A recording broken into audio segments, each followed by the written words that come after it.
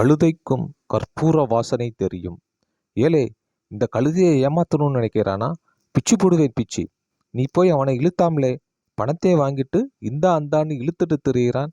பேசின பேச்சு பிரகாரம் நடக்காத பைய அவனை எல்லாம் இழுத்து வச்சு என கடினமான வார்த்தைகளை வீசினார். அண்ணாச்சியின் வசவுகள் எனக்கு புதிதல்ல. நான் அவரிடம் கணக்கு புள்ளையாக வேலைக்கு சேர்ந்து 5 வருடங்கள் ஆகிவிட்டது. இந்த 5 வருடங்களில் அவருடைய குணநலன்கள் எனக்கு அத்துப்பிடி. தொழிலில் கரார். ஒப்பந்த தொழில்களின் நெளிவு சுழிவுகளை விரல் நுனியில் வைத்திருப்பார். யார் யாரை எங்கு பிடித்தால் வேலை நடக்கும் என்பதை தெரிந்து வைத்திருப்பார். இந்த கட்டிட வேலைக்கு தரை கடினமாக இருப்பதால் ட்ரில்லிங் முறையில் துளையிட்டு வேலை செய்ய வேண்டும். இந்த வேலைக்கு நன்கு தெரிந்தவர்கள் செய்தால் வேலை வேகமாகவும் விரைவிலும் நடக்கும். அதற்காக இந்த மாதிரி வேலை செய்பவர்களுக்கு மேஸ்திரி போன்று ஒருவன் இருப்பான்.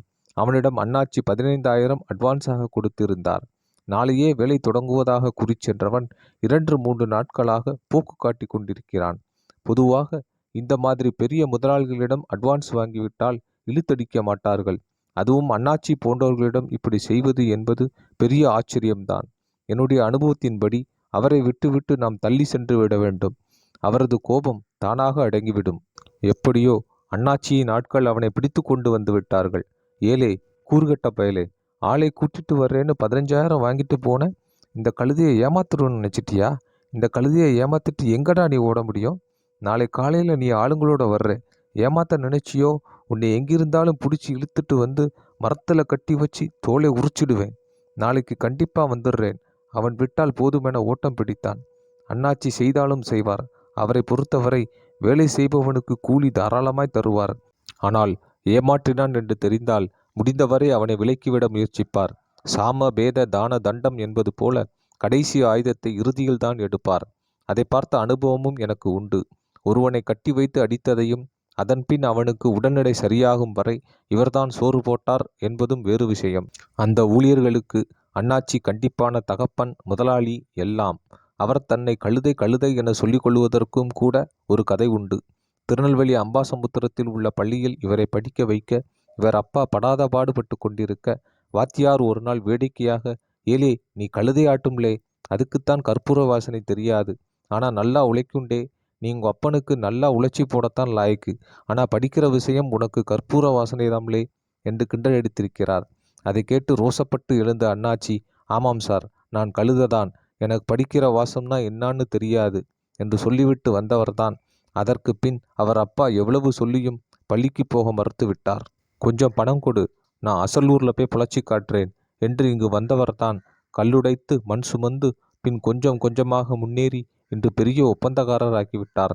இருந்தாலும் அவருக்கு படிப்பு வரவில்லை என்பது ஒரு குறையாகவே தெரிந்ததால் தன்னை கழுதை கழுதை என்று சொல்லி தன் ஆற்றாமையை தீர்த்து கொள்வார். மறுநாள் வேலை செய்ய ஆட்கள் எல்லோரும் வந்துவிட்டார்கள். அண்ணாச்சியும் வந்து உட்கார்ந்திருந்தார். நான், மேஸ்திரி இருவரும் இவருடைய மனநிலை குறித்த பயத்தில் இருந்தோம். நேரம் ஆக ஆக இவர் முகம் செம்மை படர ஆரம்பித்தது. தூரத்தில் ஒரு பெண் ஓட்டமும் நடையுமாக வருவது தெரிந்தது. விறுவிறுவென வந்தவள் உட்கார்ந்திருந்த அண்ணாச்சியின் கால்களில் விழுந்து, ஐயா, என் வீட்டுக்காரரை மன்னிச்சிருங்க ஐயா. இவள் விழுந்ததைக் கண்ட அண்ணாச்சி சடாரான எழுந்து தள்ளிப்போய் முகத்தை திருப்பி நின்று கொண்டார். உன் புருஷனுக்கு நீ வக்காலத்து வாங்கிட்டு வந்திருக்கியா? அவன் உன்னை விட்டு ஒளிஞ்சுக்கிட்டானா? எச்சிக்கலை என்று கெட்ட வார்த்தைகளை வீசினார். ஐயா, என் வீட்டுக்காரர் செஞ்சது தப்புதாங்க ஐயா. எங்களுக்கு வேற வழி தெரியலையா. நீங்கள் கொடுத்த பணத்தை எங்கள் பொண்ணுக்கு பரீட்சைக்கு கடைசி நாளுங்கிறதுனால அப்படியே கொண்டு போய் கட்டிட்டோம்யா. 1 வாரம் டைம் கொடுங்கய்யா. அது வரைக்கும் நானும் என் புருஷனும் இங்கேயே வேலை செய்கிறோம்யா. எங்களை ஒன்றும் செஞ்சிடாதீங்க ஐயா. இப்போ என் முன்னாடி வந்து நிற்காத, போயிடு. அண்ணாச்சியின் குரல் உயரத் தொடங்க அவர் சுபாவம் தெரிந்த நான் அந்த பெண்ணிடம், இப்ப நீ கிளம்பு என்று கிளப்பி விட்டேன். அவள் திரும்பி திரும்பி பார்த்து கொண்டே சென்றாள். 5 நிமிடங்கள் ஓடியது. அண்ணாச்சி மெல்ல மேஸ்திரியிடம் திரும்பி, நம்ம சுப்பனியும் சண்முகத்தையும் ட்ரில்லிங் வேலைக்கு ஆட்களை கூட்டி வர சொல்லிடுங்க. அப்புறம் இந்த பெண்ணையும் அவள் புருஷனையும் வேலைக்கு வர வேணாம்னு சொல்லிடுங்க. 1 வாரம் இல்லை, 1 மாதம் ஆனாலும் பணத்தை விரட்டி வாங்கிடுங்க. ஏன்னா படிப்புக்குத்தான்னாலும் அடுத்தவன் பணத்தை எடுத்து கொடுத்தது தப்புன்னு அப்பதான் அவனுக்கு புரியும். படிப்பு என்றவுடன் அவர் கோபம் தணிந்திருந்ததையும், ஆனாலும் படிப்பு என்றாலும் தவறு தவறுதான் என்ற அவரின் கருத்து எனக்கு ஒரு பழமொழியை மாற்றிச் சொல்ல தோன்றியது.